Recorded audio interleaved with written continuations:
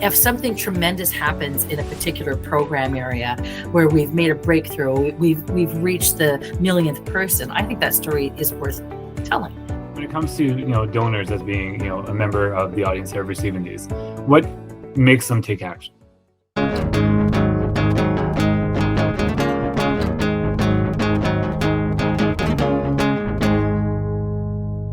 Thanks for joining me today. So this is my series called How to Avoid the Annual Crisis. And the annual crisis is, of course, the annual report process of creating, publishing, producing those nasty things. Yeah. Thanks for joining me, Debra Yearwood. So if you want, maybe you can give us like a 2-minute introduction overview of who is Debra. I'm Debra Yearwood. I have been a director of marketing and communications or external relations for about 20 years. I've done countless annual reports for associations, not-for-profits, and now charitable organizations. I, unlike most people, I actually like annual reports, and I think that they're grossly underutilized. And so I have a slightly different perspective than most. I just think if you're going to put all that energy and effort into producing this document, you need to use it as a communications tool, not just a here I've crossed the T's and dotted the I's on my reporting requirements. No, that makes sense. So in terms of your journey, so how did you get here today, in terms of your position and kind of in that comms role? Like what was that journey look like? So I started off in government relations. Actually, I was a political assistant for a number of years, and then became a government relations consultant, and then got into external relations. External relations turned into communications. Communications turned into marketing. And I think because I've had to go through all of those iterations, my perspective on annuals and how they work is a little bit different, because they've meant different things to me at different times. When I was a political assistant, if you called and asked for a meeting with my minister or my member of parliament, the first thing I would do is go and look at your annual report. What were the things that you were celebrating? What was the financial status of the organization? Just it was a look inside the window of the organization. So they were useful to me from a very practical purpose back then. And then over time, as I got to the other side of the conversation, where I was the person producing the annual reports, it was very much to me how do I show membership, or how do I show donors the amazing work that we're doing? I mean, you do a lot of stuff over the course of the year, but what were the stories that stood out? What were the things that people loved? So that's kind of my exploration. And when you're creating them, how do you balance like the multitude of audiences that you have? So you have like the political side, you have the donors, you have the prospects and leads, you have the CEO, the board. So like, how do you create something that's cohesive, that tells the story, has the financials that people want to navigate, and don't just come to and say, this isn't for me? Well, it's emotion, right? It's tell the stories that people want to hear. So whether you're a donor or you're a political a civil servant looking at it, you want to read something that's engaging. You don't want to be bored. So a couple of things happen there, which is just tell good stories. Start with things that people want to engage with, and then you can go from there. So what's emotive, what's impactful, what are things that make you want to cry, what are things that make you want to laugh? Tell those stories first. And I think also tell them from a perspective of understand that your readers have different kinds of time available to them. So a super busy MP is not going to read in depth necessarily every story you have to tell, but they'll read the headlines, they'll read the call outs, they'll read the block of the extra large block of text. They'll look at the pictures. And I know that sounds simplistic, and it's not. It's just busy people look at information in different ways. So try to make sure that the stories are hitting them at those different levels. So from your perspective, what makes like the best story? Like, what's that magic formula? Oh, people. So it's a story about, so give me some stats that are powerful, and, give something that captures my attention, but then tell me a story of how those stats matter. So how was an individual impacted? Don't tell me that you served 70 70 communities, or that you served 1 million people in Canada. Tell me those things, yes, but also tell me the story about how Mary from a particular town was having this struggle, and how we helped resolve that struggle. And then suddenly this story has meaning. The stats have meaning, because if I can imagine Mary, if I can see her story, then suddenly I can see, wow, look at how many Marys have been impacted. Millions of Marys in Canada have been impacted. And when you're crafting the story, how important is the headline? Because I imagine that if you have a long article, most people are going to say, scan, scan, scan, go on. So how do you draw them into that story? Oh, that absolutely, it's about the headline. In fact, I have to say that we can often tell a story and then struggle forever with what's the headline going to say, because the headline can't just be a summary of the story. It has to get your attention. It has to hook you in, or make you laugh, or make you go, what, or pause in some way. So no, we actually spend a fair bit of time, usually with the writer of the story, trying to figure out what's the catch? What's the thing that makes people stop and pay attention? So here's an interesting question for you. What is that headline of the story of Debra? The headline of the story of Debra is a good question. What's she doing here? And I say that partially in jest, but partially I'm clearly I'm a Black woman, and I come from a political background. So when I would walk into a room years ago as a political assistant, or as a lobbyist providing advice to businesses, the first, typically looking at older white men, and I'd walk into the room and they'd be like, is she serving us coffee? What's going on here? And so I would say the story of Debra is what's she doing here for most of my career. And I sometimes still have that effect. And do you feel like going, I guess, a bit on the personal side, do you feel like that kind of challenge that you face has driven you to push farther in your career than maybe you would have if you didn't have that experience? Probably. It certainly makes me pause and go, if I'm having fun somewhere and I'm enjoying myself, I'm going to stay and do it, because I've spent so much of my career struggling to get to where I'm trying to be. And so when I finally get to a space that I enjoy, I like to sit there and float for a while. You do enjoy it. Yeah. So when it comes to annual reports, so what is the biggest challenge that you face? Trying to convince everybody that I can't tell everything all the time. So everybody in an organization wants their story told. And not only do they want their story told, they want every aspect of their story told. So if they're doing 1 million things, they want to make sure that all of them are coming through.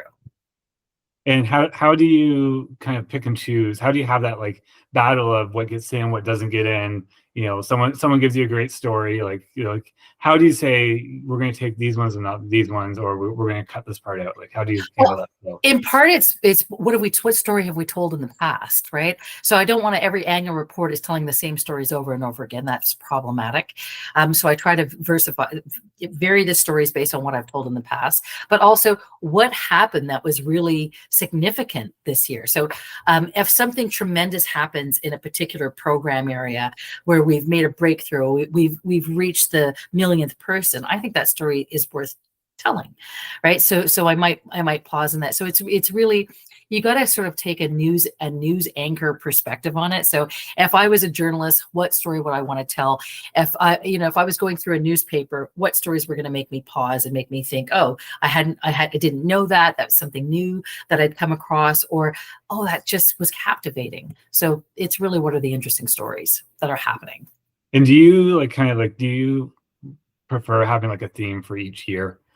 For last year, the theme was X, and now it's Y. Or I do try, because it gives us first of all, it gives us a different kind of way to emphasize how we tell stories, which gives its own variation, but also it gives us a chance to see things from a different perspective, right? So if our theme this year is the one and the many, I'm going to look at my stories and I'm going to think, how did the work that we do affect one individual in a very different way? Or how does it affect an individual working in a community. And whereas if I'm looking at it from the many, how does it affect the system? How does it affect a large group of people? So those themes, I think, are really great at getting you to just take a different perspective on what can sometimes be repetitive, feel like repetitive content. Right. And so I know that you're also like a board member, of an organization. So from a board perspective, how does, the annual report perspective change in your eyes? Like, what are you looking for? And kind of how do you see things differently from that standpoint? So, and it's strangely enough, from a board member perspective, it reminds me a little bit of when I was back on Parliament Hill. Although as a board member you're hearing about things, there's always a certain amount of distance between what's happening within the organization and what you're actually taking a look at. Some ways you have more information, in many ways you have less. And the annual report is really an opportunity to get a crisp, because you're giving financials, you're giving, well, it depends if you're giving financials, you're giving details about the work that was being done, but you're also getting a big picture perspective on the organization and what it's about and what its purpose is. So I don't know, I find as a board member, I read much more carefully what the annual report of the organization I'm on board is than probably I do of any other annual report.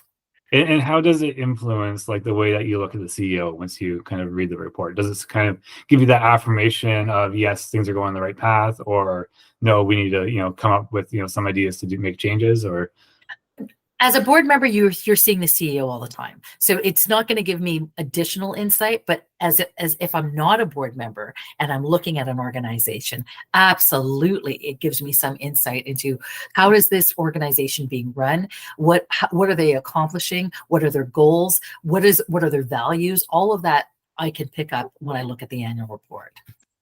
Awesome. And when it comes to donors as being a member of the audience that are receiving these, what makes them take action? So the annual report, if you're working with it right, if you're working it the right way, you're generating emotions. You're making them feel engaged and excited, and they want to feel like they're accomplishing something with those dollars that they're giving. And that's what you're showing them. This is what we accomplish with your donation. The resources that you've given us have allowed us to provide services. They've allowed us to make someone's life better, and it really is affirmation of their contribution, their decision to invest. That makes sense. And when it comes to the content creation piece, how do you handle the ongoing throughout the year collecting all the data, the information, the stories, so that you're not in that the annual scramble, right? Of okay, we got to turn this thing around in 1 month. Where do we find all this information? So if you're very clever, you're collecting it and putting it into the annual report folder throughout the course of the year. But the truth is, it's only once you decide, okay, now we're doing an annual report, that you really decide which stories are you keeping and which stories are you giving away. And you sort of have to look at it. You look back on the year and you go, what has resonance now, right? So what stood out for me, and those are the stories I'm going to tell, or what's really important to what we're doing next. And so this is the backstory, so to speak, to the thing that we're doing coming down the line. So in many respects, it's a work that happens over the course of the year, and it's work that happens in the moment of the creation of the annual report. But I do find that if you sort of keep at least a running tag on what's going on, it makes life easier. That makes sense. In terms of like design branding, so I always refer to the annual report as the powder room of the house, right? Yes. You can kind of push the boundaries a little bit more than you would within your normal branding, right? So when it comes to design branding, like what's your approach? So because we're wanting our annual reports to have impact, it's usually big emotional images. What are images that get your attention, make you engage, make you ask a question, right? So those are those, and but it has to live within the brand. But you're right. It is the brand on pumped up. It's the brand with a little more energy, a little more. So if your brand is normally going to be a button-down suit. It's going to be a beautifully tailor-made suit when it comes to your annual report. Right. No, that's awesome.